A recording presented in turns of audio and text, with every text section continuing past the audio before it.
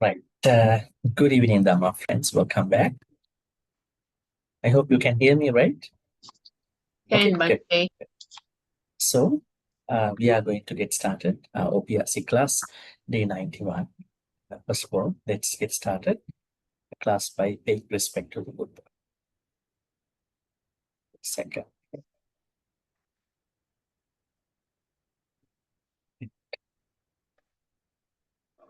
Sadhu, sadhu, sadhu. Namo tassa bhagavatu arahatu samma sambuddhassa. Namo tassa bhagavatu arahatu samma sambuddhassa. Namo tassa bhagavatu arahatu samma sambuddhassa.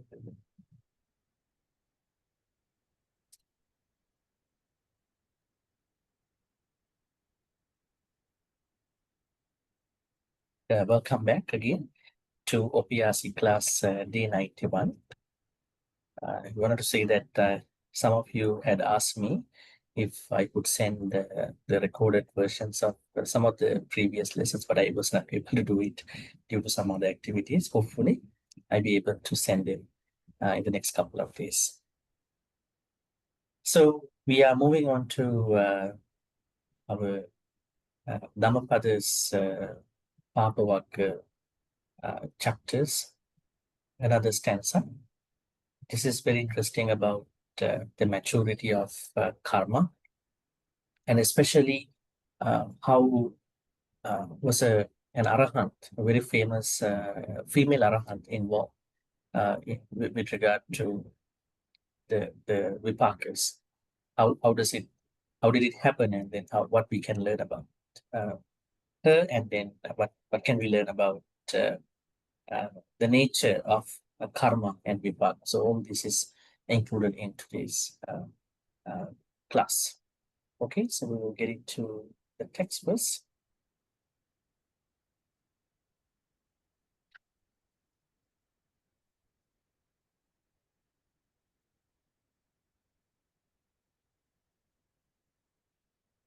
Madhuva manyati balu yava papang na pachati yada cha pachati papang atha balu dukhang nigachati.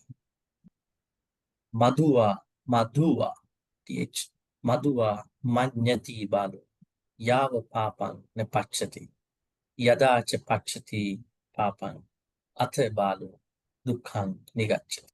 Okay, so we will be asking from groups and starting with group 1. Anybody? Yes, Melin, please go ahead. Soki hotu Bhante.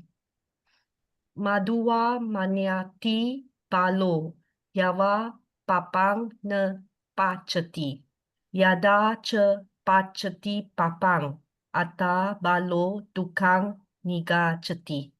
Okay, great. Thank you, And Bhante. group 2. Yes. Yes. Yes, Kim, please go ahead. Thank you, Bhante. Yes. Madhuva manyati balo yava papan na pachati yada cha pachati papan atta balo dukang nigachati. Okay, great. And group 3, Lisa? Thank you, Bhante.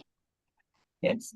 Madhuva manati balo yava papam na pachati yada cha pachati papam ata balo dukam nigachati. Okay, great. Thank you, Bhante. Group 4, KB on, please. Thank you, Bhante. Yes. Madhuva manyati balo yava papang na pachati yada cha pachati papang ata balo dukang niga chati. Can you go for the second line, please? Yava papang na pachati Yava. yava Yeah. yava papang na pachati. Yeah, that part okay. This one, yava means as long as. As long as. Yeah. Thank you, Bhante. Yes. And group 5? Yes, Melinda. Thank you, Bhante. Madhuva manyati balo Yava papan na pachati. Yada cha pachati papan atam balo dukam nigachati. Great. And Thank group you. 6. Yeah, group 6.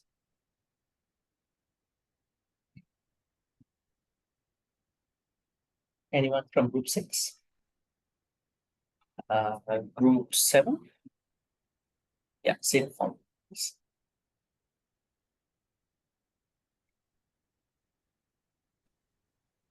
Thank you, Bhante. Madhua manati balo, yava papam na pachati. Yata che pachati papam. Ata balo dukam nikachati. Great. And group 7, Doris. Yes. Thank you, Bhante. Sure. Madhuva menyati balo, yava papang ne pachati. Yada ce pachati papang, ata balo dukang liga chati. Okay, great. And last group, group 8. Group 8. That's me, Bhante. I'm in group 8. Group I'm in group 7. 8. Okay, group 7. Did we get somebody? Okay, if not, we are going for the others. So we'll start with Chupeng, please. Good Yes, evening, Chupeng. Bhante. Yes, good evening. Madhuva manati balo, yava papang na pachati. Yada ce pachati papang, atta balo dukang nigachati. Okay, great. Thank you, Bhante. And Uy. Good evening, Bhante. Yes, good evening. Madhuva manyeti balo, yava papang nak pachati. Yada ce pachati papang, atto balo dukang nigachati. Okay, could you go for the first line again? Madhuva Madhuva manyeti. manyati. Manyati Manyeti balo. manyati balo. Madhuva manyeti balo. Balo. Yes. Thank you, Bhante. Okay, and then Pauline, please. Sukihoto, Bhante, and everyone. Okay. Madhuva manyati balo, yava papang na pachati, yada che pachati papang, atta balo dukang nigachati. Okay, great. Thank you, Bhante. And Susan, please. Oh, thank you, Bhante. Matuma manyati balo, yava papam ne pachati, yadacha pachati papam, atta balo dukam nigachati. Okay, great. And then Diane Cheng, please. Good evening, Bhante. Good evening. Madhuva manyati balo, yava papang na pachati, yadacha pachati papang, atta balo dukang nigachati. Okay, great. Thank you, And Bhante. Ochuwon. Thank you, Bhante. Can you hear me, Bhante? Bhante? Yeah, I hear you very low, but anyway, you can go ahead. Okay, thank Try you. to maximize. Because they always say Yes. very soft. Madhuva manyati balo, yava papam na pachati, yadacha pachati papam, atta balo dukang nigachati. Okay, great. Thank you. And Margaret, please. Thank you, Bhante. Yes.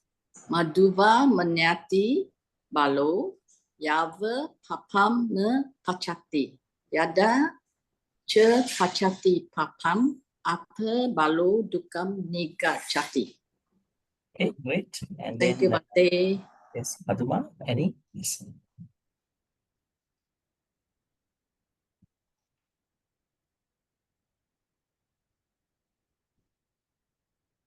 Okay, Yes. right, sorry, Bhante.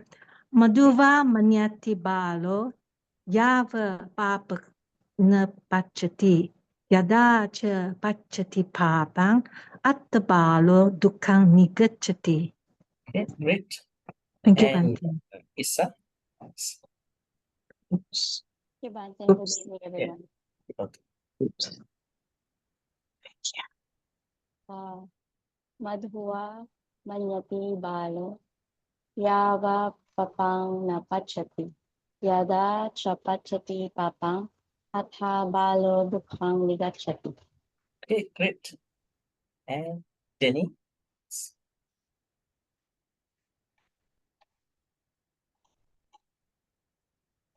Jenny, can you unmute, please? Good evening, Bhante. Good evening. Madua manyati balo yawa papang na pachati yada che pachati papang ata balo dukang niga chati. Okay, great. Thank you. And last one is Chompakla, please.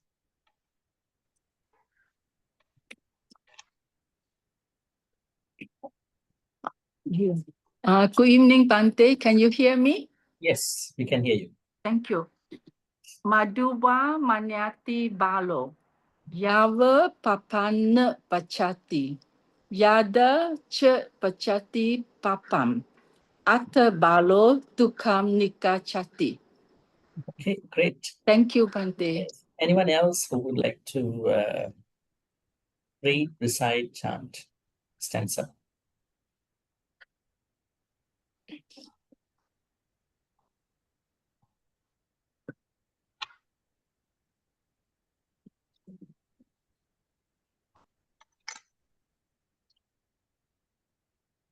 Anyone else? Okay, looks like no one at this point. So we are going to take a look at the stanza in terms of literal aspects and then the contextual side, followed by the story.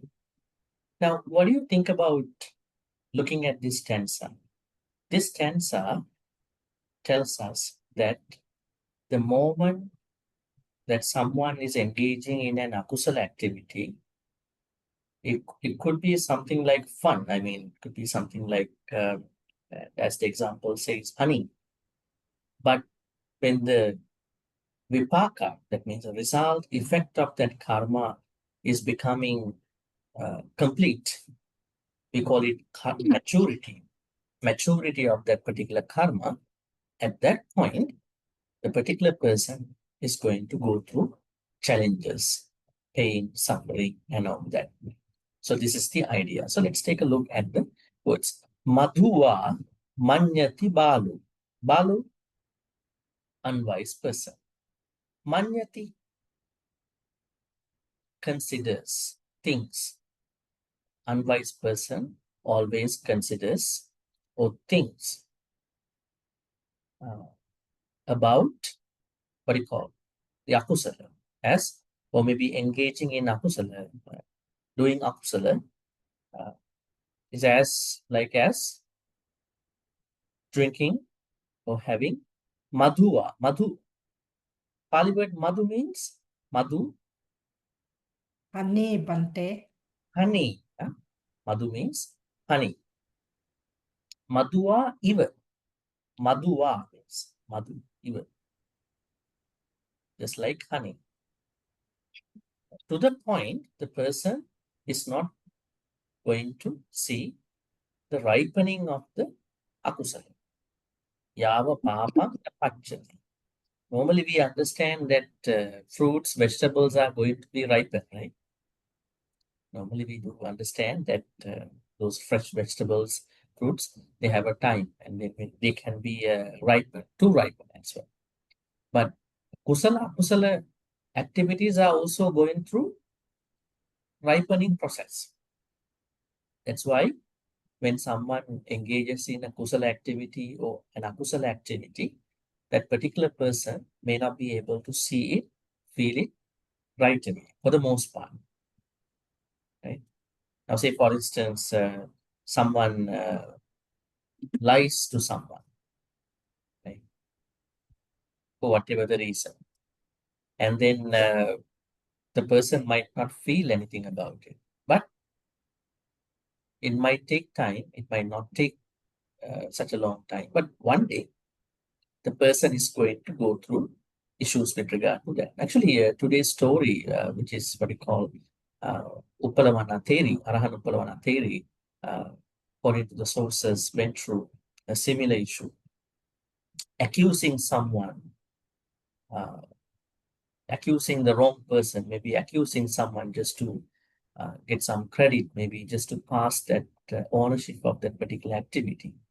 And then later on engaging in the punishment of that act, punishment of that person, punishing that person. So all that followed her sansaric life even after she became an Arahant. That means becoming an Arahant is not a way out for bypassing akusala karma. Right?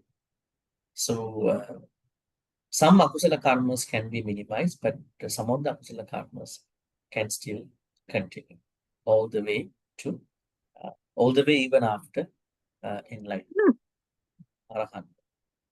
So that's why it is said that all the karmas are going through the ripening process. I think this is a very interesting point to understand. So some karmas, they take that ripening process. Some karmas, they go to ripen very fast. It's like some vegetables. Some vegetables, some fruits take long time to ripen. Some ripen in a day or two. You think about those fast ripening fruits, like some akusala karmas, right? But some akusala karmas, they are taking time to ripen. You can freeze certain fruits, so then you won't see ripening very fast as well. That means some akusala karmas, having done some akusala karmas, it might take a long time to ripen. But anyways, those are going to follow. So we have to take extra caution about engaging in any akusala. At the same time, don't worry about results of kusala karmas too. Some are saying, see, I'm doing a lot of good karmas. I'm doing dana. I'm practicing meditation. I'm reading a lot of Dhammapada, but still my life is going through some challenges. Why is it? Your kusala karmas you did have not become ripen yet. Let them ripen. You can't ripen them as bananas. You bring some bananas and try to leave the bananas near some fire. You will make them ripen faster. But what we understand is that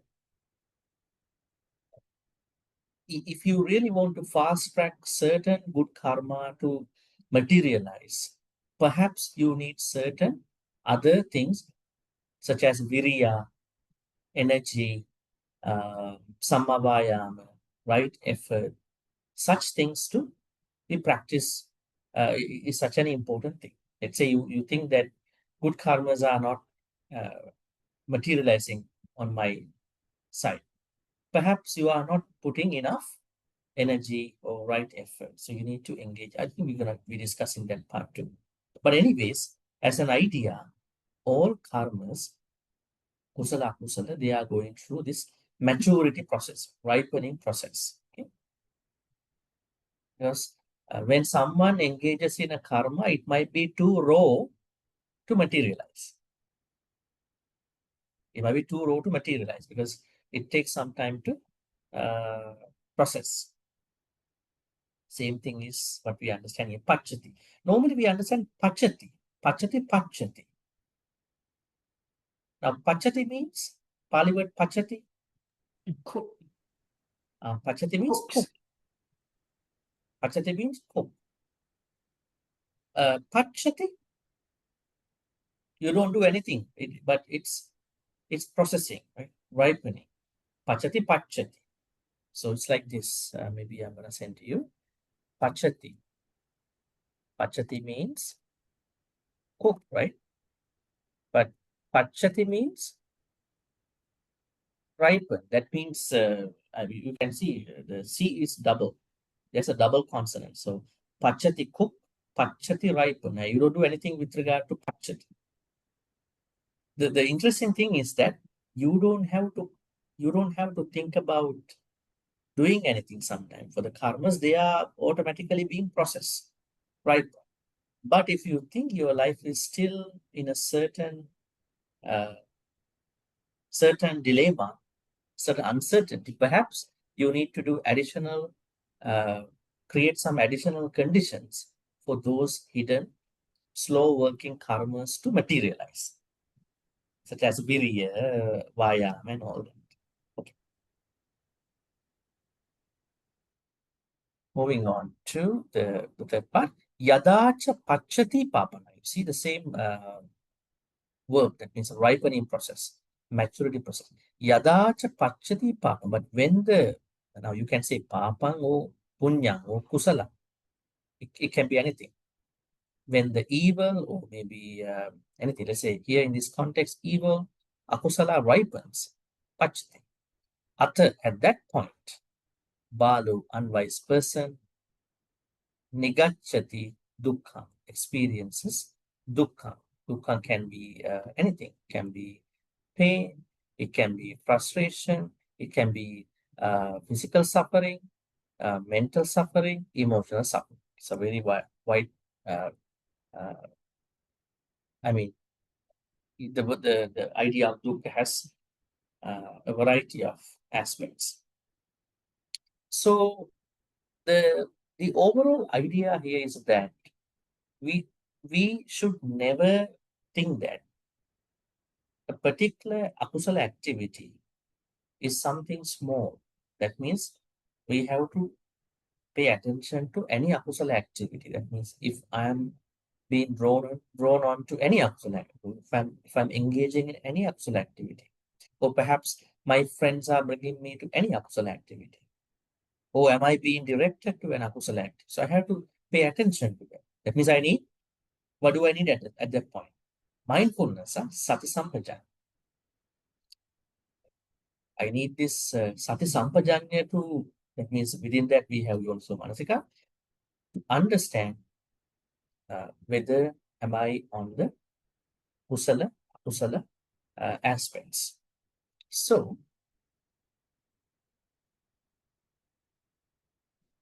let us understand the Pali word papa. I think this is very interesting to learn. Okay, maybe I'm going to type in here. Papa. Normally this is given as evil, and the polar opposite of papa is punya. Papa punya. And there is another set called akusala. Normally call it unwholesome.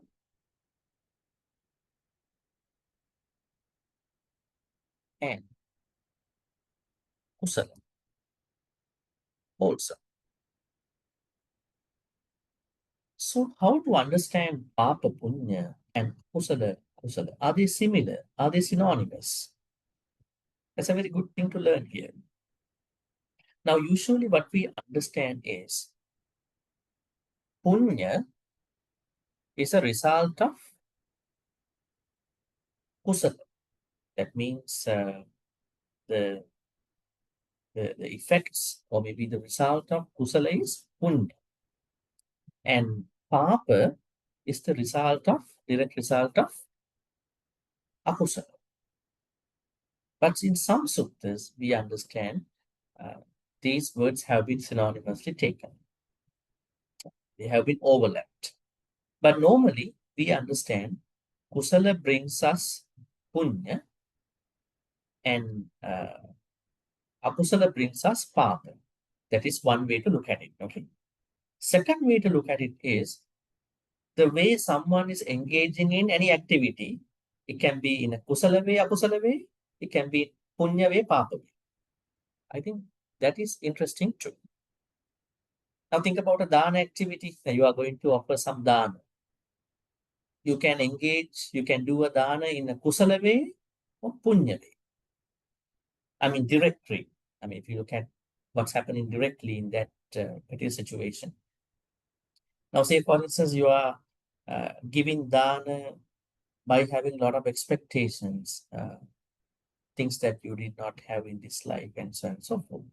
So that means you are mostly engaging in that activity with regard to the punya aspect. Right? I need the punyas, I need the merits, as people they call themselves. I need punya, that's why I'm going to give dana.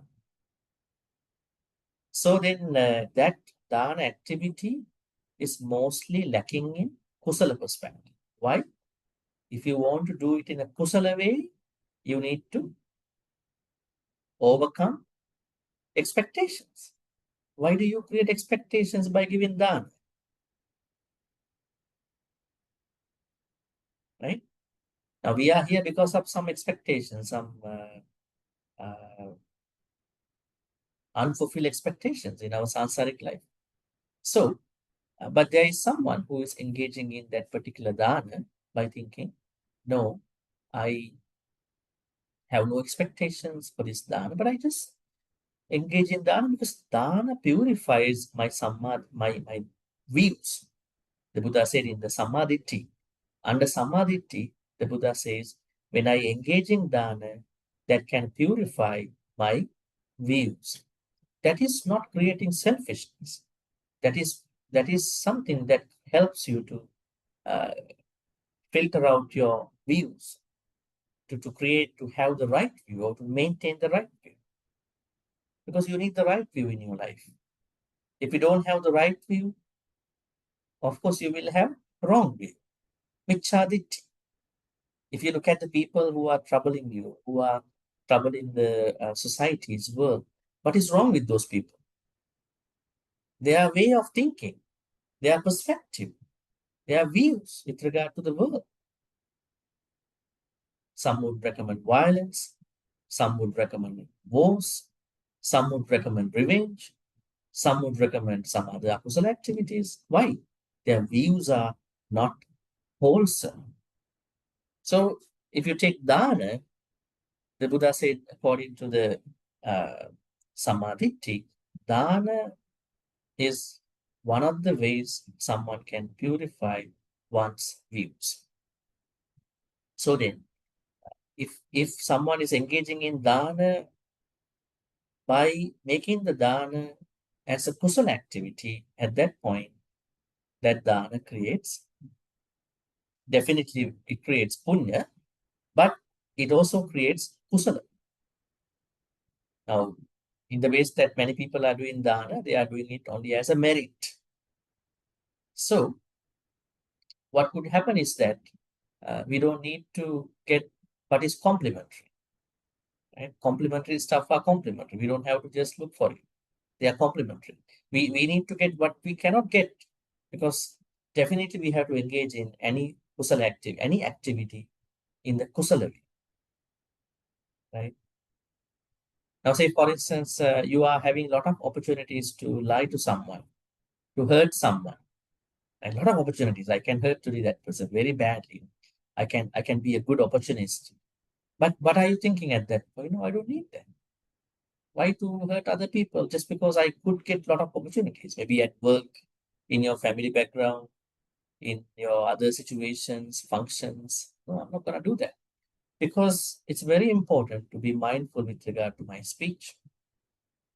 If I speak the wrong words, if I hurt someone with my speech, if I cause conflict between two people, if I cause conflict among many, if I just waste my time with my precious speech, I think I'm creating akusala like that. I have to be mindful about it. That's why this mindfulness is not lying in a retreat on. Right? It's not just something in the retreat, because it's in my life, because I have to be mindful how to talk and what to talk and when to talk and where to talk and how to exit from those unnecessary conversations. So they all are mattering to that mindfulness. Not that 24 hours, maybe 8, 9 hours you are in a retreat now. It's so good. You feel so good. And I learned something very important today. But when you exit the retreat, you fall back to the earth. That will not create anything out of it. Rather than you just create a memory. You see, I went to a retreat, so nice, so good.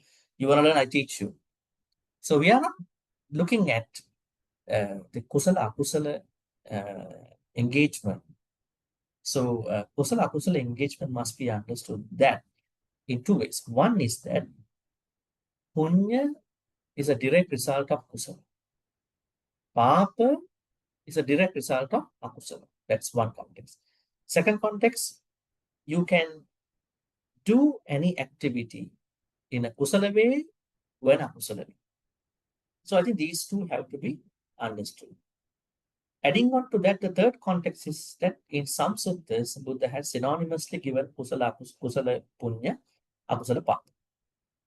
So there are three ways to look at about this kusala akusala. But anyway, what I tell you is that try to avoid any akusala.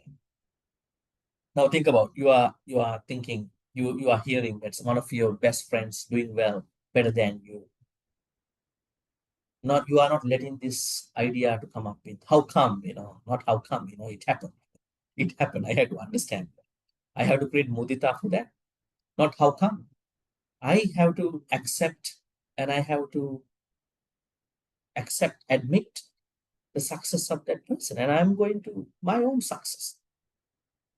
So the moment that you come up with with a jealousy thought, you try to overcome it right away. Not that, okay, I'll take few hours to overcome that. Then during those few hours, you are getting lots of issa thoughts. It's not about our issa here. Issa means jealousy in Pali, right? Pali word I-double-S-A. That's long A, you are I-double-S-A. So you are good, don't worry about it. I-double-S, long A, issa means jealousy. So I think we don't have to just struggle with jealousy for 4 hours. Why? Just 6, 7 hours, 8, 9 hours. Why? Just on the spot, outrightly, just let it go. Maybe I don't understand what's going on, but I don't want to encourage myself to envy about somebody. I have my own success. I'm going to work on that. Let's say you are struggling with a certain thought about revenge with somebody. Something happened some time ago, and you have got a very good opportunity to attack somebody. But you are thinking, no, I'm not making an opportunity. I just let it go. That was before. That was my previous self. I'm now much better self. Coming to OPRC class, online Pali reading class, not a class just only, not just a class only. It's an inner journey. I'm thinking that way. Right? So this way, you are going to overcome akusalas on the spot. Now, don't tell me it's very difficult for me to overcome that. It's a lame excuse. How do you make? It's very difficult for me to overcome my own jealousy. It's not difficult. The problem is that you don't want to make it in the way how we are talking. Right? We may create conditions and so many, our excuses in not doing it. But we have to do it. Finally, we're going to do it. There's no other way to overcome this issue, whatever the akusalas. Right? Okay, so that's a basic thing to understand. So in the stanza, it says that we need to understand that for people who are engaging in akusala activities, they might consider it as a very fun moment, very nice moment, just to, do that akusala activity. Think about that. You are gossiping about someone, happily gossiping, and then it might be a fun thing when 5 gossipers get together and they gossip together in a coffee shop or maybe over the phone, group somewhere, and then think about it. It could be a very nice opportunity for them. But later on, you understand you wasted your time and you know that I was out of my Dhamma journey during that 1 hour, 2 hour, 3 hour journey. I mean, it has to come to you. I mean, and if you realize this issue, I think you won't let that happen. Maybe you walk out of those places. Right? And also a moment of time, you become very lazy in your Dhamma journey. From morning to evening, unless you have a medical problem, you feel like I'm very lazy in my Dhamma practice today. So the more you are lazy in your Dhamma journey, what would happen to you? The faster you are going to land onto a bunch of akusalas. like Buddha said in one of the Dhammapada stanzas. How did he say? He says, Punyanche puriso kaira, kaira te tang puna puna, tamhi chandang kairate, sukho punya sanchan. That means the Buddha says that if you are engaging in kusala activity, don't think that one kusala activity enough. Today I offered some dana, so I'm okay for the rest of 29 days. No, just keep repeating as much as you could in your own ways. In some other places, the Buddha says, the moment that you become what you call lazy with regard to your kusala activities, that moment is the moment akusalas are trying to enter into your spirituality. So how to keep our mental states always energetic, alert? You need some amount of mindfulness. You need some amount of motivation. Now, this is very interesting too. I think we are always demotivated by the people, by the things happening. Are we always motivated with regard to our Dhamma journey? Or are we only motivated on Thursday in the class, or maybe the temple activity, or maybe somewhere? Motivation is very important. What kind of motivation? Motivation to engage in kusala activity. I think that's a very normal thing to say. Now I'm here creating an idea. Motivation to be continued, maybe to maintain our spiritual activities every day, every morning. Are we having that motivation? It is not only happening from books, Dhamma talks, Sutta studies, classes. You need some amount of other things that can create that in your space. Kalyana mittas, right? A daily meditation, at least some minutes of meditation. And then quiet time, some amount of quiet time to figure out my life. Am I really on my path or not? And then some other activities with regard to maintaining volunteer activities, support, help, right? So we need to be motivated. Normally, we are motivated on one day and then we are demotivated. Don't know who are demotivating us, but we are off. We are off from the path. Then again, after some time, something is happening. Then somebody is giving you a kusala trigger in one. There's a kusala trigger coming up in 2 days. Vesak ceremony. Get ready. Go to temple, join the float, and all that. So the thing is that we need to keep this spark, the spiritual spark, as much as we can. I'm not saying it's easy. It might be challenging, but it's important to do. Otherwise, this kusala engagement cannot be properly understood. And on the other hand, we learn here something interesting.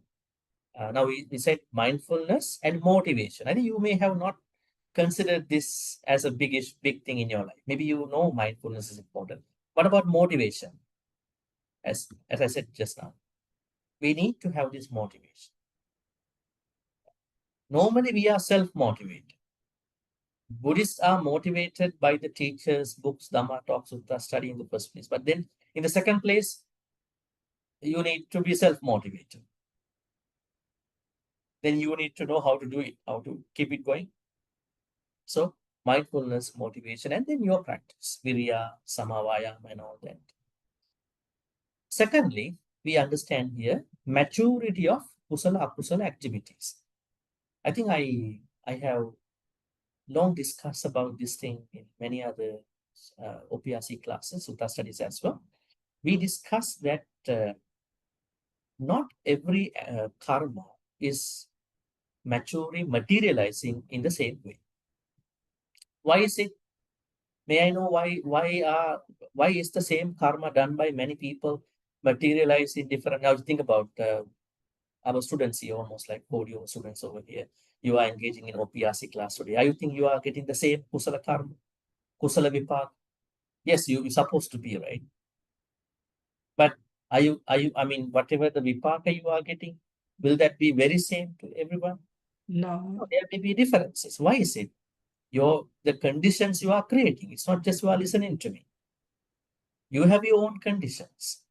The way you process these kusala thoughts, how you understand it, how you want to maintain this thing, how we want to be mindful to do all that, motivated to do that. So that's why different conditions take place for the same karma. So we need to understand that good, bad binary is not the only thing. A lot of people think good begets good, bad begets bad. The Buddhism talks about two more. What's that? Good begets good, bad begets bad, definitely, majority, most of the actions. But sometimes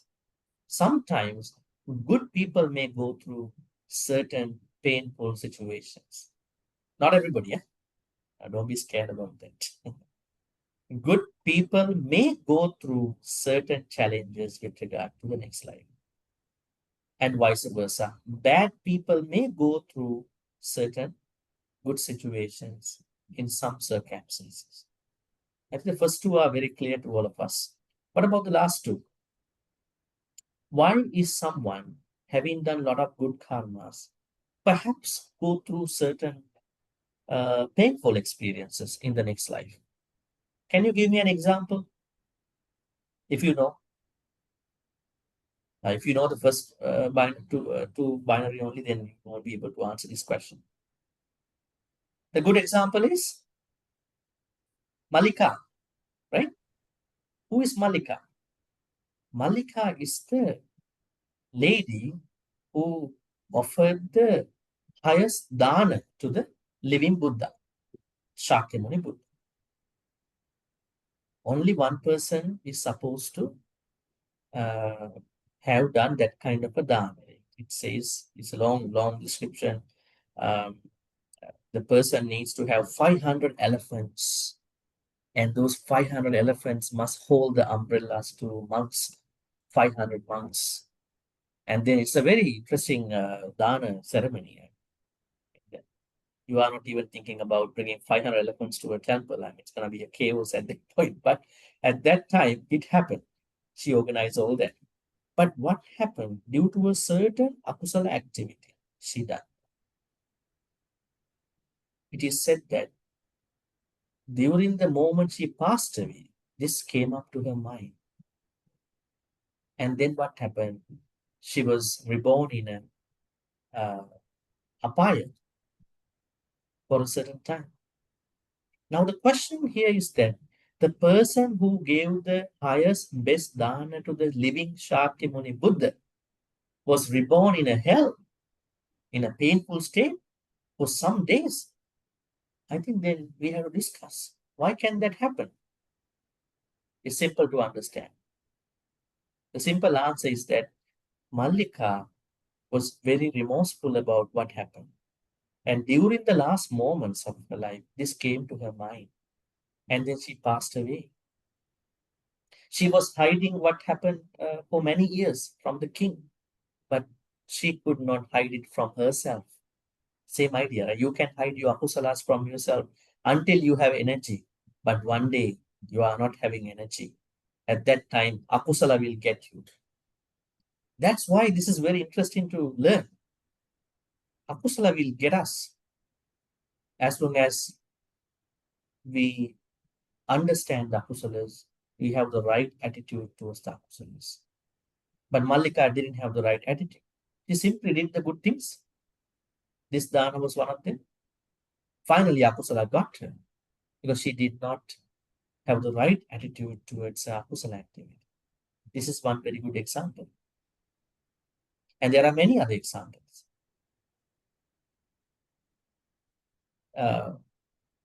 Think about, I think we were discussing about 4 people who were attacked by a female cow a few weeks ago. Remember? And there was a man who executed the, what you call, criminals at the request of the kings. It is said that he was reborn in a better place. Now, this is the opposite side of that. Why? How did it happen? The Buddha said, just before the man was attacked by the female cow, he had the right attitude. But he will go through pain after that. So the last two are only for short time. So that's why I'm asking you to think that karma is materializing in different ways, at least in 4 ways. Bhante, I think even the Buddha, right? He had to suffer like, is it 6 years of austerity because he had a certain thought towards the past Buddha. That's why he doesn't get enlightened immediately, whereas future Buddhas, upon renunciation, they may almost be enlightened. Maybe like the next Maitreya Buddha is almost immediately after he renounces. Does it have to go through that pain and suffering of austerity practices? Is that true? Well, that's something we are discussing later part of our discussion today. So, how are the akusala karmas done by arahants have been experienced by them at the same time? The Buddha, how did the Buddha actually go through his life with regard to that? I'm going to address that part too. Yeah. So, here what we need to understand is because we are looking at our normal life. So you need to understand that karmas materialize not in one way, two way. It can materialize in third way, fourth way. The sutta for this is Mahakamma Vibhanga Sutta. What is it? Mahakamma Vibhanga Sutta. I think it should be Majjhima Nikaya 136, if I'm not mistaken.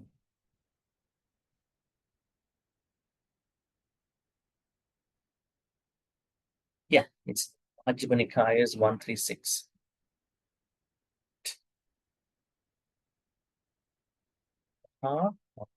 Vibhanga Sutta.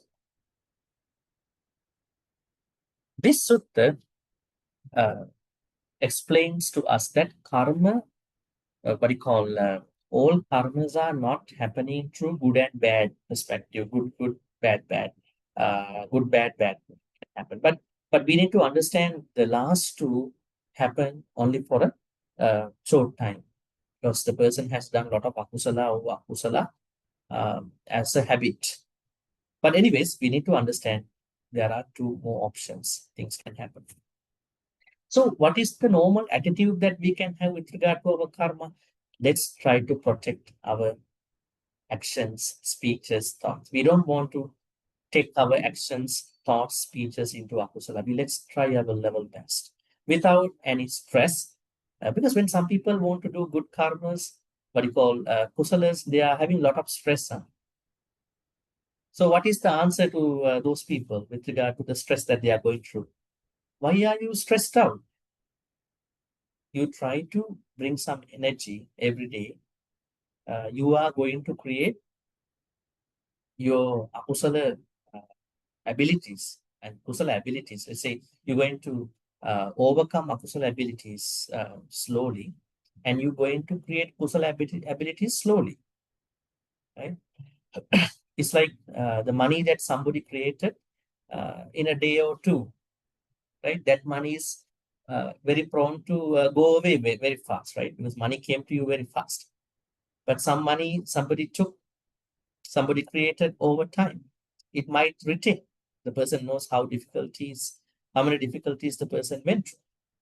So the idea here is that don't worry, don't have stress.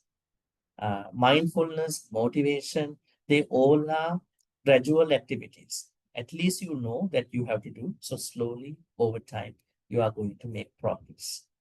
Right? So that is what you need to understand. So then the karmas will be mostly with regard to the kusala activity. So you are good. You are in that safe, skillful aspect. And the stanza is again telling us, Yadacha pachati papang atabaru dukkha nigachati. Now that means these actions, karmas finally, or the actions, thoughts, speeches, will one day, sooner or later, going to materialize.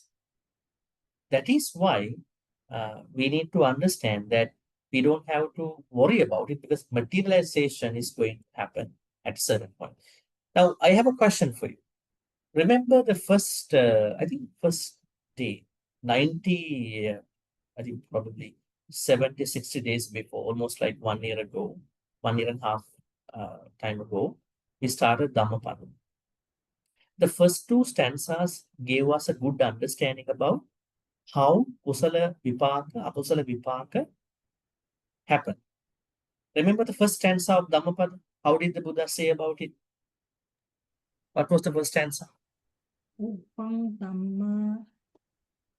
Mano pubbangama dhamma, mano setta manomaya, manasache paduttena, bhasativa karotiva, tato nan dukkha manveti, chakkanva vahatopama. It's very interesting, right? Mano pubbangama dhamma, the Buddha said that all the mental states are dominated by the mind, right? So this mind has to be taken care. Not even the mind that is taking care of the mental states, but also all the experiences. How did the Buddha say that? Mano pubbangama dhamma, mano setta manomaya. So the Dhamma here also means experiences. Experiences mean sanya, vedana. The Pali two mental states. Sanya means perceptions, vedana means feelings. So this Dhamma means actually experience. Sanya, vedana construct our experience. So all our experiences are dominated by, preceded by the mind. Actually, our kusala akusala activities were experiences, right? Think about someone done a very bad karma. Think about that very bad karma. That was a very bad experience I had in my past life or this life. And think about a kusala experience. That was a very good experience I had in my life. So all are becoming experiences at a certain time. Not even that, the Buddha said, manasache paduttena bhasati vakam. Padutta means if someone engages in any activity, a thought, action, or a speech with a corrupted mind, padutta mind. Padutta means corrupted mind, akusala mind. What will happen? The vipaka of that akusala activity will follow that person, just like how the wheels follow the hoof of the oxen. Yeah, good idea. Definitely, wherever these animals bring in the cart, the wheels are following. In the same way, akusala will follow us. And what about the good side? If you do a good karma, kusala karma, how is it going to happen to you? How is it going to follow you? Mano pubbangama dhamma, mano setta manomaya, manasati pasannena, pasanna mind, a pleasant mind. That means kusala mind, right? Bhasativa karotiva, tatonang sukha manvetya, sukha. Sukha will come to you. How does sukha come to you? Happiness come to you? Does it come to you just like the animal hoof is being followed by the wheels? No. The Buddha said, the sukha follow you just like your own shadow. Very interesting. Can you see your shadow? You have to make an effort, right? Just look away. Look back and you see, oh, I see my own shadow. Some people don't understand that they have blessings in their life. So then we have to teach them, can you please count on your blessings every day, every morning when you wake up, get up? You have blessings already. But you are always asking, I don't know whether I have blessings or not. Look at your own blessings. You have a place to stay, you have food to eat, you have good people. There are things that you may need to improve, but still you are good. You have the basic things in your life. So many people who are not having anything out of that. That's why the Buddha said materialization of kusala, akusala work in different ways. So we need to understand that. So when we don't understand this, what could most likely happen to you? May I know what could, if you don't understand this karma materialization or kusala, akusala materialization, what could happen to you? If you don't understand these 4 ways of karma materialization, you would easily brand, label everything that is happening to you as karma. This is my karma, you know. That's why I'm going through this thing. How do you know it's your karma? Are you the Buddha? Who told you that this is your karma? if you don't understand your own conditions, maybe if you don't understand the depth of karma in a certain way, how to label that this is my own karma? It's like the example that I told you a long time ago. Remember, somebody was going through a very bad accident and she had to go through a very fatal accident, actually, almost. And then the other spouse was sharing with me, Bhante, I was thinking of Canada. Me and my wife have done, maybe in the past life, we have run a certain farm where we have tortured some animals. So we have tortured them. That's why in this life, suddenly my wife had to go through this accident. Now all the bones have been fractured. So we think that we both had done it. That's why we are going through this problem. Then I asked a question. She was at that time, 8-9 years ago, she had been living in Canada for 15 years. And this happened in just like after 15-16 years. How long she's been driving here in Edmonton? 15 years. So then how do you relate to the 15 years of not having an accident in this city?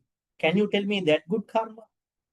That means you are telling me that you having another good farm, you never torture animals? They would not answer that question. That's why if something happens to someone, they easily put that thing to karma. So let me tell you, karma is not your garbage box. Karma is a precious thing. We have to understand that there are things that can happen to us, not because of karma. Sometimes our wrong thinking, our thinking is bad. Maybe we don't understand what's happening around us. The Buddha said, everything is not happening because of the karma. So then we have a place for our own energy, our virya, our effort. Then we have to work on that and to change our karma. Let's change our karma from negative to positive, from so-called unpleasant into pleasant. We can do that. That's what you are doing by practicing Dharma.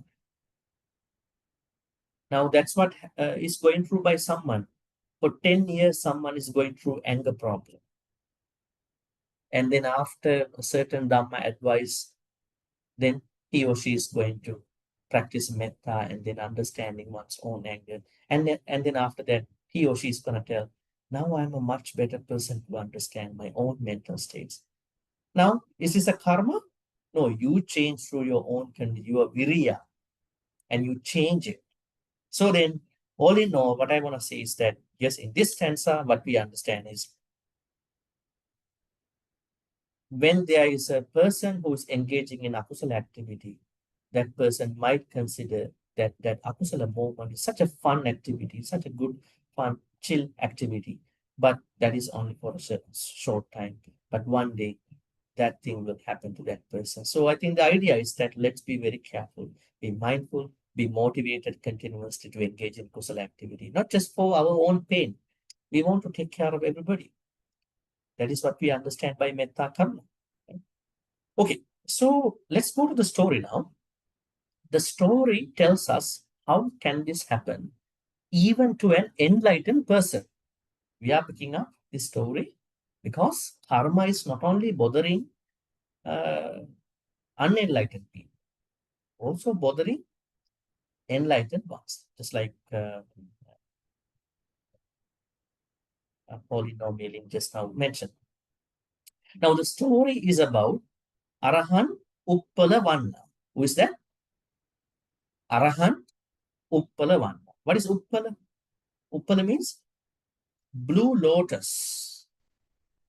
Right? Why blue lotus? She was pretty beautiful, just like the color of a blue lotus.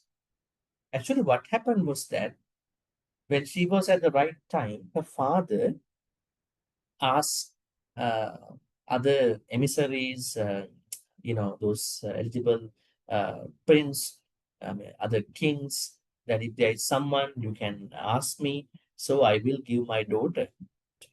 Then what happened? There were so many requests came in.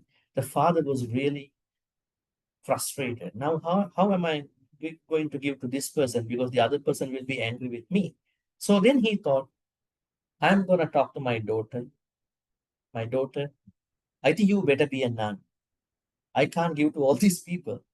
And I have some deals with all these people. So I don't want to have some issues with them. So what happened? Then she said, okay, I will become a nun at that point. And then what happened? She became a nun. And she was entrusted some work in the temple, the monastery. What was the work that she was entrusted? The other nuns asked her, can you clean the Uposathaga, the place where the nuns are doing their purification process, Uposathaga. She said, okay. So one day, when she was doing her responsibilities in the Uposathaga, she had to light a candle. And when she saw the candle, and especially the flame of the candle going here and there, she understood Tejo Kasina, the meditation object of heat. And she saw how does the flame work, how does it go away, and the heat and all that. And then it is said that that caused her to attain Nibbana. Now don't think that you can light a candle and looking at the candle and you will become enlightened. Just after this OPRC class, huh? Don't come to that kind of a very immature thoughts. Because these were given to certain high, what do you call, people, especially with regard to their karmic journey. What happened? Uppalavanna attained Nibbana. Later on, when the Buddha appointed Sariputta and Moggallana, who were they? Arahan Sariputta, Arahan Moggallana. How are we understanding them? Chief disciples of the Shakyamuni Buddha. Then after some time, he appointed chief disciples, two female chief disciples. Who were they? Who were the female chief disciples of the Buddha, Shakyamuni Buddha? Upalavana and Kema. Kema and Upalavana. Kema and Upalavana. We know the story of Kema. Kema was a queen of King Bibisara. Kema was very proud about her beauty. And one day when she came to the temple, Buddha created a certain beautiful woman, fanning the Buddha, and the Buddha let that woman age. I mean, imagine by imagination for Kema. And Kema was looking out, she's more beautiful than me. And now I can see she's aging. So I can see that aging process in a moment of time. Buddha let her age, this imagination. And she understood beauty is not every day for with me. One day it will go. Actually, being happy about one's beauty is not a akusala.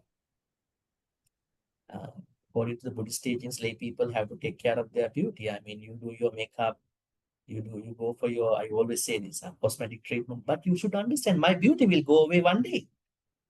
That is being Buddhist here. Now, some people think, no, I will never become, old. 70 years old, pretty woman. Well, that's good. No wonder. I mean, that attitude is good. But the idea is that I have to have my self-assessment that beauty is, there are different beauties at different times. Nowadays, because of the modern age realities, we don't talk about them. But what happened with regard to Kema is that Kema was overly proud about her beauty. Just be proud about you, it's okay. But she was overly, excessively proud about her beauty. I will never become old. I'm as such. And Buddha wanted her to understand. Finally, what was happening? She became the first disciple, female disciple, nun of the Buddha, Shakyamuni Buddha. The person who had that excessive. And then what happened? Uppalavanna came. Then the Buddha gave the Arahan Moggallana's version to this Arahan Uppalavanna. Something is very interesting here. You know what Arahan Moggallana went through in his life? What happened to him actually? It is said that Arahan Moggallana, in one of his life, at the request of his wife, killed his mother and father, right?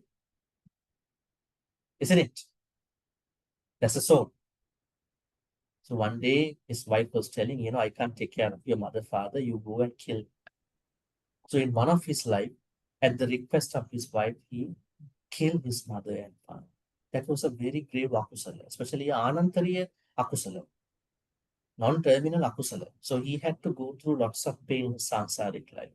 But out of a certain kusala activity, he was able to practice some Dhamma and then was able to become a part of Shakyamuni Buddha's order. But what happened just before he passed away, certain elements of that vipaka were coming up, flaring up. He was not going through all those akusalas before he became an arahant. So even after he became an arahant, he had to compensate. What happened? It is said that certain heretic people, they actually followed him. Actually, they were thinking because of Arahant Moggallana, our religion is going to have some issues, so we have to find him out and then kill him. So that's why these heretics, they followed him, and then one day they found out he's in a temple. So what happened? 2 times when they tried to come to the temple, he used his levitation, he left the temple. But then again, they were trying to come to the temple. Arahant Moggallana was thinking, what is wrong with this actually? Maybe this is an akusala karma. So today, I'm not going to use my spiritual powers. So that day, all these heretics came into his room. They opened the door and they tortured him. They tortured him uh, to a point that all the bones become very small. They were torturing, they were assaulting him. But with his spiritual powers, he managed to make him strong, and then went to Buddha and he said, I am going to attain Parinibbana at that point. Now, similarly, the second disciple, male disciple, was Arahant Moggallana. The second female disciple of Shakyamuni Buddha was Uppalavan, Arahant. She had to go through a similar problem. That was really, really terrible problem she went through. What happened to her? At a certain point of time, she wanted to stay in a forest called Andavana. And she went there to practice, her spiritual path. Then what happened? There was a family, perhaps somebody from her own family, her uncle's son, Nanda. He had some thoughts about her. So one day, he went to her kuti early, and then when she came in, he started assaulting her, raping her and assaulting her. Now the problem is this: why Arahant Uppalavan did not leave the place? She tried to leave the place, but she could not, because in a past life, it is said that she accused someone for the wrong thing. She accused someone without a proper reason. And that woman had to go through a lot of problems and had to pass away. So be careful when you accuse people without knowing whether the person is really the person, culprit. It might come down to you. Never accuse people. Always try to be very careful, because Arahant Uppalavanna's case, she had done it. So anyways, then what happened after that? Then she alerted this to other sister nuns, and then the Buddha was informed. Then the Buddha said, from today onwards, no nun is going to stay in the forest. All the nuns must stay in the city, but they don't have protection at that time in the forest. And at the same time, at that point, some ordinary Putajjana people were discussing, how come Arahant Uppalavanna tolerated this rape? Maybe Arahants also enjoying the karmas. The Buddha said, no, it was a papa karma she went through. No Arahant is going through, is going to enjoy that kind of a lust. And then the Buddha said, what happened to Nanda, the one who did that crime to her? It is said that he was reborn in hell. See, when the Nanda was doing that, he didn't understand what would happen to him, right? So the Buddha started saying that, on the other hand, when you do an akusala karma, vipakas will come on the way. Not even that. When you do an akusala karma to a very good person, vipaka will come to you very fast. Now, it doesn't mean that you can do akusala karmas to people who are not worthy enough, right? We have to avoid all the Apsala karmas. Okay, now let us get into the notes over here. Depending on the time, we are going to discuss the notes. Right. Okay, it's going to be here.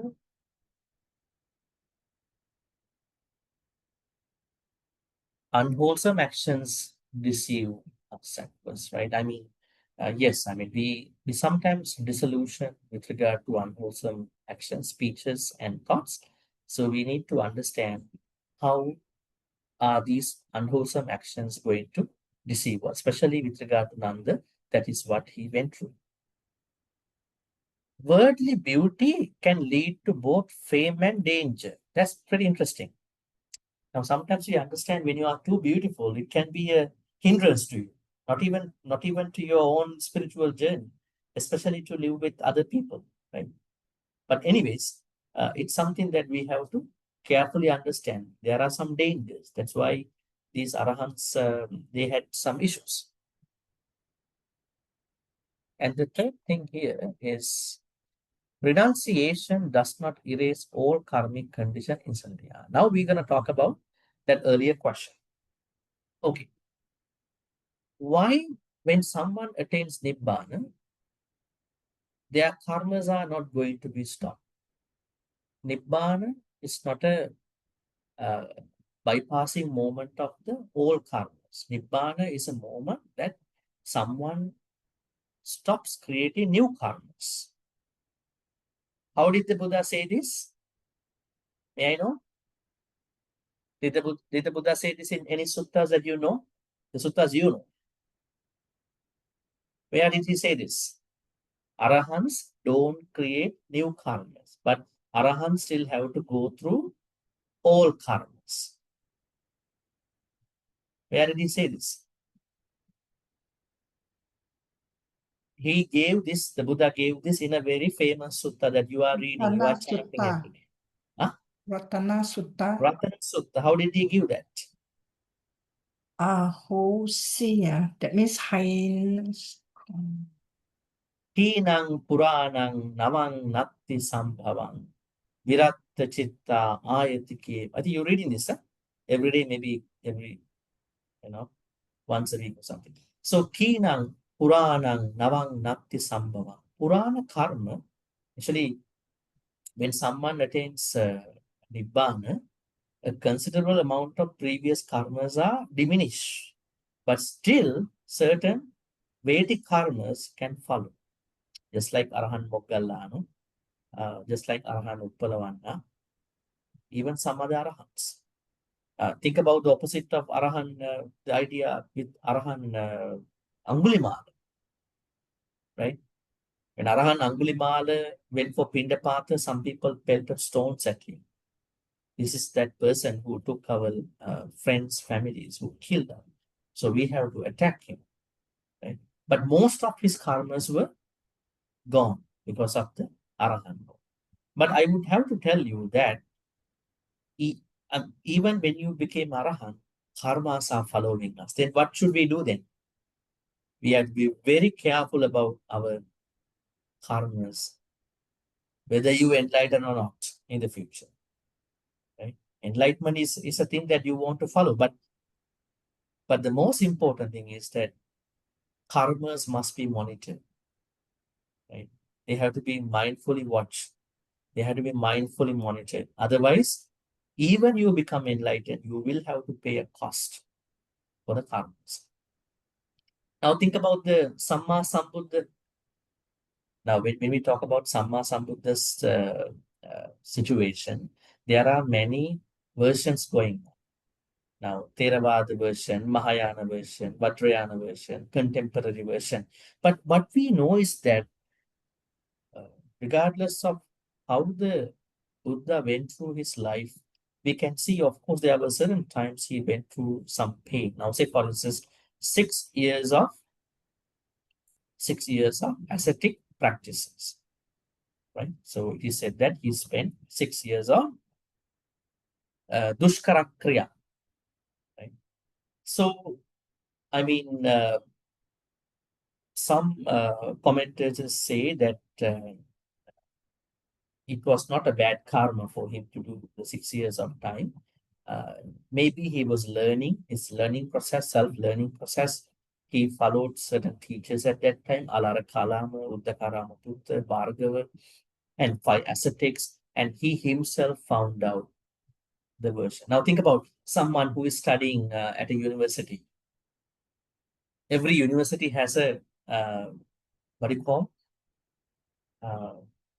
Every university, when they're offering a course, first 2-3 weeks, they are giving a chance to student to change the course. If you don't like it, you go back to the course that you want. So what if that someone is having this 3 weeks of time? Does it mean that person's problem? I don't think so. I think the person is trying to find out whether this course is going to suit for him. I think as it is Siddhartha, in one way, we can understand that maybe because of the Indian philosophical system, religious system, he had to explore. He had to explore a lot of things that were existed at that time. If he became the Buddha on the second day of his ascetic practices, I don't think this journey is that interesting. So, the idea here is that one version, one way to think is that ascetic Siddhartha was exploring, I mean, this spiritual path, and finally, he himself found it. So, in order for him to find out that path, it took some time. Second version is that, as someone said here, yes, some people are saying, some commentators are saying this could be a bad karma. But it's something like this is very controversial. I mean, some of the ideas, because I think the people who are putting everything to a physical activity, yes, it could be a karma, right? If everything happens due to a karma, which is a wrong idea, right? In Buddhism. So, and not even that, it is said that Shakyamuni Buddha had gone through certain, yeah.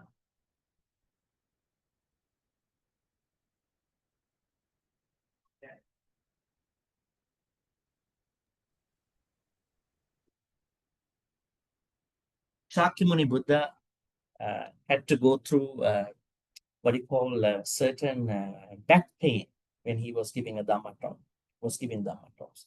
So perhaps it was something that he had from his generations, but some of the commentators say no, it was something happened to him because in one of his life, he was happily enjoying some fishermen catching fish, right? This is one version.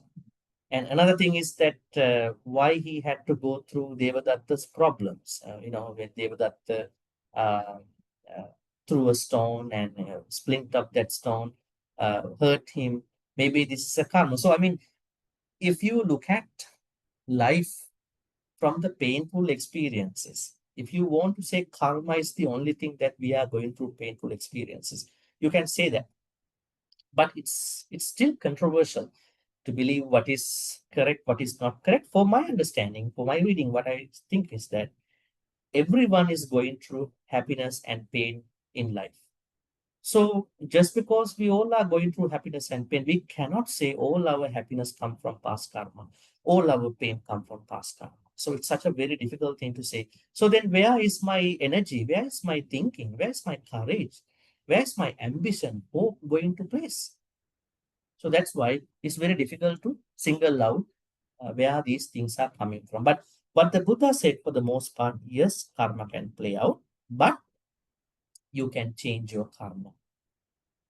You can change your karma to the positive side. But Nanda's case here, he happily did that, and then he had to pay a cost. And with regard to Arahan Moggallana, Arahan Uppalavanna, we simply understand karmas that were left in the past life still can continue in our journey. So the lesson here is that let's not do any akusala karma. Let's try to take care of our own karma, actions, thoughts, and speeches. And then moving forward, there are a few other notes. We will just look at it timely.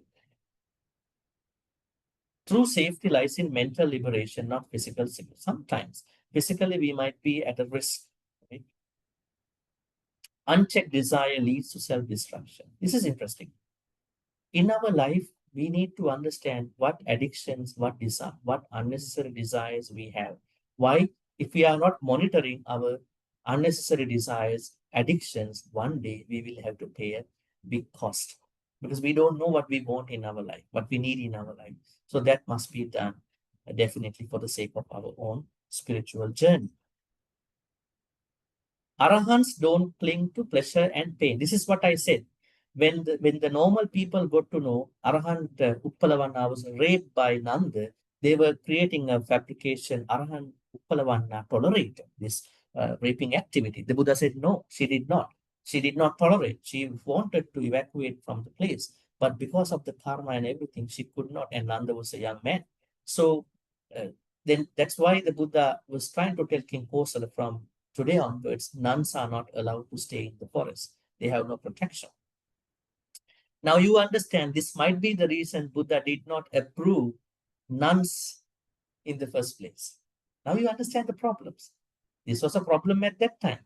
The Buddha knew that nuns don't have the proper protection from the society at that time.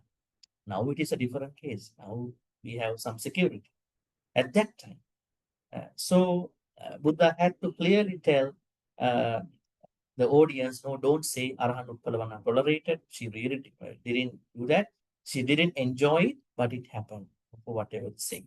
So, and then moving on, monastic community functions as a moral support. Yes, she was given the support. Past karma can manifest in unexpected ways. This is what happened to her. Concentration and insight can be cultivated even in simple acts. This is about how Arahant Uppalavanna attained Nibbana by looking at the flame of the candle. Evil deeds bring immediate, ultimate consequences. That's for Nanda. The Buddha uses real events to teach universal Dhamma lessons. This particular event. Finally, okay, we're going to read this. Liberation can arise in the midst of duty, not apart from. Uppalavanna did not realize arahantship inside of formal retreat, but rather while she was doing her duty when lighting the lamp and cleaning the home. This is an important but often underappreciated principle in Buddhism, especially Buddhist cultures. It doesn't have to happen in a quiet moment of meditation or rare-field atmosphere. Ariya, the nobility, Ariya feel can appear even in such circumstances of everyday engagement if there is sati and also matsika. And for you, lay people, for modern practitioners, this dismantles the illusory division between practice time and real life. I think there's a very interesting point here.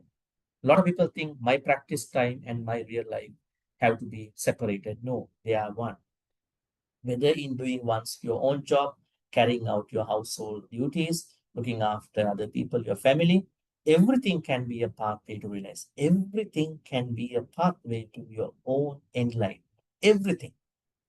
If we only do it with straightforward awareness like samatha, vipassana, whatever other things, especially if you go to a satipatthana practice, this also contradicts romanticized ideas of renunciation. Even within the highly organized life of religion, very often it's the everyday overlooked acts that are crucible of the deepest transformation. So, what does it say?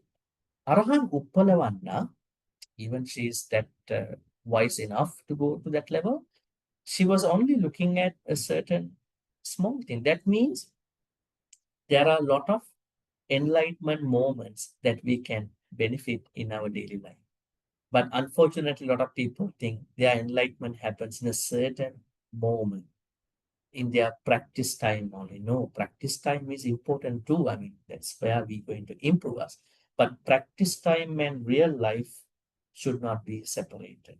They should be merged. They should be blended and find out whether I can use any moment of my daily life for the enlightenment. Okay, so I think there are questions here. I'm going to answer and then I will be leaving you to ask questions.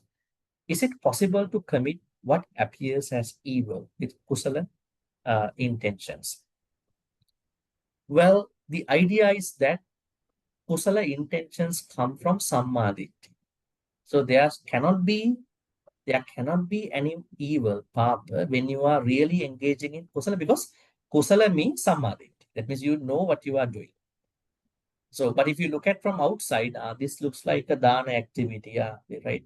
But people in that dana activity looking for things for the next slide. But that dana activity is happening through merit, not through kusala. So if it is kusala, he or she is knowing, why am I doing this dana? Not that you being the third person looking at, they are doing dana. I don't know what their thoughts at this point. So definitely, it is not possible, because if you are engaging in kusala, you must have samadhi. Some Buddhist groups say the most important is motivation. Not exactly. Noble Eightfold Path is the most thing, but when we do the Noble Eightfold Path, we need mindfulness motivation. Because, I mean, when you look at from the mainstream society, they might think, yeah, we need to be motivated. But within the practice, we cannot define, interpret that any outside on the surface good thing is good, because we don't know, because Buddha says intention, chetana is the karma. If we overcome an akusala thought with immediately replacing it with a more kusala thought, would it be like putting on a band-aid? Well, you're looking at it from outside aspect, even at this point. You might think it's a band-aid. No, we are on a practice already, so that we understand we are not perfect all the time. That's why akusalas are coming. But when we practice more and more, we are much, much, much better. So let's say, now think about it. You don't put the bandage now. Let's say you have a small wound, you don't put the bandage. What will happen to you? You are going outside. The wound will become more terrible, right? So putting a bandage is still good. So what I'm saying is this here is that we are on a journey, process. We are on a process in our kusala journey with regard to Noble Eightfold Path. So because we are in a process, time to time, we might be going through challenges. So those challenges must be overcome by practicing Yoniso Manasikara. So I think it is a very good idea if you could replace, because it's not only I am saying, the Buddha said in the Vitakka Santana Sutta, right? You read Vitakka Santana Sutta. In the Vitakka Santana Sutta, Buddha is saying five methods. First one is, I think, replacing, and there are things. So replacing is still good because you are trying to make an effort. Let's say you are not trying to make an effort, so then you are going to get stuck with that. Or should we note the arising thoughts and have awareness of the feeling, discomfort, unhappiness, and try to understand? Yes, that is what we are supposed to do, but at times we cannot do this. We may not be able to do it. That's why a sudden replacement is good. It's like that you are looking for the best candidate for your company, but then during the time, are you not feeling the replacing someone in the company? You have to recruit somebody until you find the right person. But in that time, you need someone to do the work until you find the right person. So in the same way, yes, this is what we are doing, but at times we need. All right, so we're going to be taking questions, maybe 3 questions. Yes, Padma, your question? Yes, Bhante. How to have a positive attitude towards akusala karma? How to have the positive attitudes toward akusala karma? Yeah, you mentioned just now earlier during, during the how to have the positive attitude towards the kusala karma, right? Kusala karma. Kusala karma, we don't need positive motivation. There are a lot of motivation outside for that. Right. A lot of motivations going on. You just have to go to internet or we talk to somebody sometimes. So I think, yeah, let me ask you, we need certain things to do. One thing is that our practice. Second is that our practice is not enough. We need some kalyana methods and then certain activities to be engaged, right? I think you all are doing that. So try to continue those things. So then you will be motivated. Sometimes don't wait for the motivation, because motivated people who can motivate might be busy at that point. So you don't wait until they come, until they become free, right? You are waiting. I'm still lazy because people who can motivate me are very busy out there. So then you will become easily motivated by the akusala. So that's why you have to create your positive practice with regard to kusala all the way. Yes, Lisa? Your question? Hello, Bhante. Thank you. Yes, my question is, um, you mentioned that one can change your karma and keep doing good, but isn't this only for this life? Because in the next life, you actually won't know whether you're born as human. And even if you are born as human, you may not be exposed to the true Dharma. So you can't Can you continue. again the question? So my question is like, you mentioned one can change your karma, Mhm. and we should keep doing good. But then my Yes. question is that isn't this only possible for this life? So it's quite short. And your next life, you might not be born as human. And if you're born, you might not be exposed to the true Dharma. So your samsaric journey is very long. And also, each time you are born, you start from zero at every birth. And you don't remember what you've done wrong. So you might be repeating the same error over and over again, accumulating more akusala karma without knowing. So Are you taking this life and the lives to come only? Are you taking previous lives too? yes. And just a thought, how long this Yes. journey would be Let me because tell you you. don't Let me tell you. remember. Think about a dog. There's a dog. In this life, it is a dog. But how can we say the dog will become a dog again in the next life? No. That's right, yeah. Dog has become a dog due to a certain activity from a previous life. But there are more good karmas waiting for the dog to become a human, maybe a deva in the next life. Not because what the dog is doing in this life, but the dog had done in the past. So I'm going to tell you, kusala engagement, doing more kusala and continuing, we are doing this now. But it does not say we haven't done that in the past. We have been doing a lot of good karmas in the past. So those good karmas that we have been doing for millions, billions, trillions, more than that lifetimes might be waiting for us. They might be helping us too. So not only that this life I'm a good person and next life I'm going to look at my next life only because of this life. It's not a good idea. Because we have lots of sansaric lives that we had gone through previously. So they are also waiting for us, good or bad. So we don't want to know what happened to us in the past, unless you find a palmist or maybe someone who can do fortune teller, people like that. But I'm saying don't try to explore your past life. So the more you explore, the more you will be unhappy. It's like you're going to find out somebody's past, right?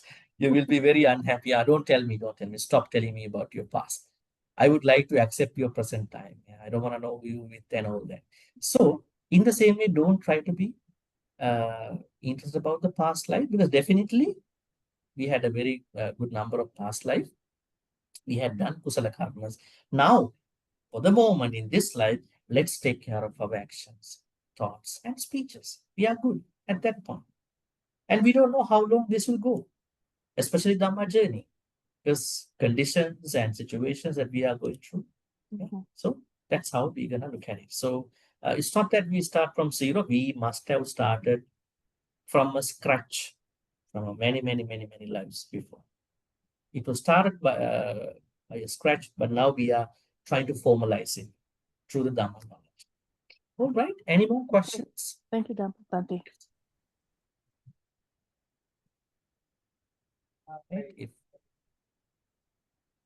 Yes, Corina. Yeah, Bhante, you were saying we don't take note of the akusala that has been done previously. So that means we just go on to do the good one and then, don't think about the More past. good ones, more kusala. Yeah, more kusalas, and then don't think about the akusala, which might, happen or done in the previous life, right? We don't have to have that thought. That is your motivation too. If you don't think about them, that creates motivation to do more good karma. If you think a lot, overthink about it, yeah, you are demotivated at that point. Just keep repeating the kusala. That's the only thing you're going to do. Okay, thank you. Okay. So with that, we are going to transfer good karma. So I think today what we learned was that what happened to Arahan Uppalavanna. So we understand Arahan Uppalavanna's case in a way that yes, Arahants also go through certain challenges with regard to the past life. But what are we supposed to do? What are we supposed to do is that we're going to monitor, we're going to be mindful, motivated in our personal spiritual Dhamma journey with other Kalyana Mitras. We not try to make any one single akusala. So because if you made a akusala, it will follow us and it will get us one day. It's very hard to get out sometime, like Arahant Uppalavanna and Arahant Moggala and many other, sometimes Arahant Angulimala and all these individuals. So let us take care of our thoughts at all times. Try our level best. We might fail sometime, but when we keep doing that, one day onwards, we may be doing less. And another time onwards, maybe almost not doing anything. Right? It's not that 1 day, 2 day journey. So with this motivation, we are now going to transform all the good karmas. May all the good karmas we be making today by learning about the nature of the materialization of akusala. We are going to give good karmas to departed loved ones. May they be well and happy. May they receive all these good karmas. May they attain the supreme bliss of Nibbana. Sadhu, sadhu, sadhu. Idam me jnati nang sukita punyatayo. Idam me jnati nang sukita punyatayo. Idam me jnati nang sukita punyatayo. Deva Naga Mahitika. May Deva Naga Mahitika receive all these good karmas. Be happily learning Dhamma together, and then having our own motivation and mindfulness and virya and all that. So may all these good karmas be upon them. May they bless, protect all of us for good health, quality of life, prosperity, happiness. And finally, may they attain the supreme bliss of Nibbana. Sadhu, sadhu, sadhu. Ittavata cha amhehi samritam punya sampradang sabbe deva anumodantu sabba sampatti siddhya. Ittavata cha amhehi samritam punya sampradang sabbe bhuta anumodantu sabba sampatti siddhya.